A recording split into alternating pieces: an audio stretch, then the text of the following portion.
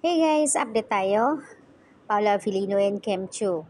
Guys, sa post naman ni Kem Chu sa kanyang IG story, eto ha, medyo okay na. Okay na siguro sila. Kumalma na ang puso nila.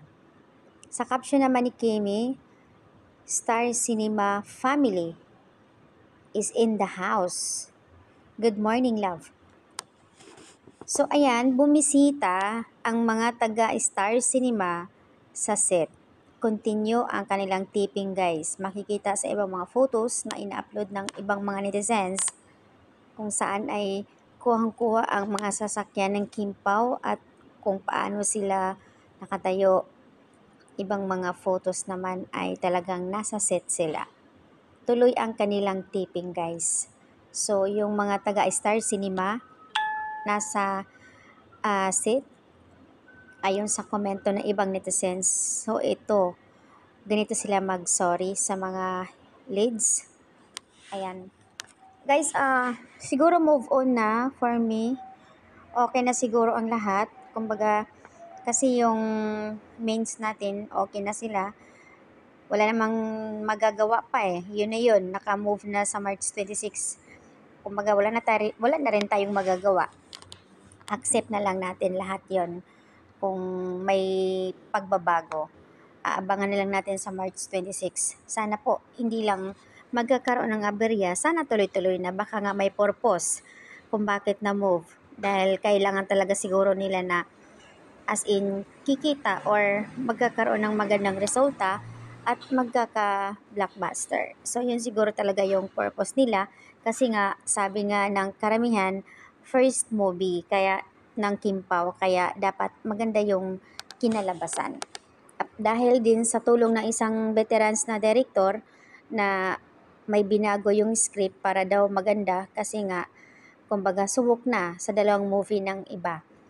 So, yun yung parang suggest na para sa kanila daw iyon, para sa kanila na maganda yung kanilang feedback. So, ayan, komento naman ang karamihan na kahit ano ang mangyayari, still support pa rin kami sa Kim Pao, ma-move man.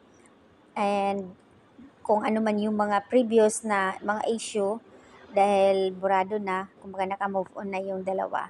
So, ganun din siguro sa mga Kim Pao fans.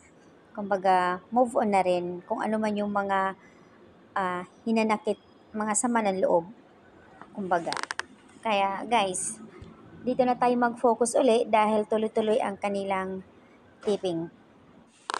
At total, may post naman din ng ABS-CBN kahapon na kaunting hintay pa Kim Pao fans. Siguro nga, yun, nag-uusap ang Star Magic, Star Cinema, boses ng ABS-CBN, siguro nga nag-uusap-usap mga iyan para dito. Payo ng karamihan naman na wag na palaki ng issue, wag na mag-post na kung ano man kasi kawawa din yung mains natin na talagang nag-i-effort din sila. Tahimik na lang kung ano yung naririnig sa kabilang panig dahil maraming mga issue na lumalabas sa ibang fandom na patama dito sa Kim Pao na parang pangkakantsaw nila dahil hindi natuloy yung movie. Iyan guys, wag na siguro mag-engage or patulan kung ano yung mga sinasabi nila about doon sa pachikas-chikas na may mga bayaran. Ako po, ang daming issue.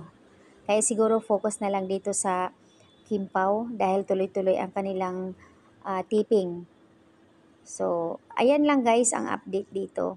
Dahil maganda naman yung IG story ni Kimi at nakapost doon yung staff production ng My Love Will Make You Disappear.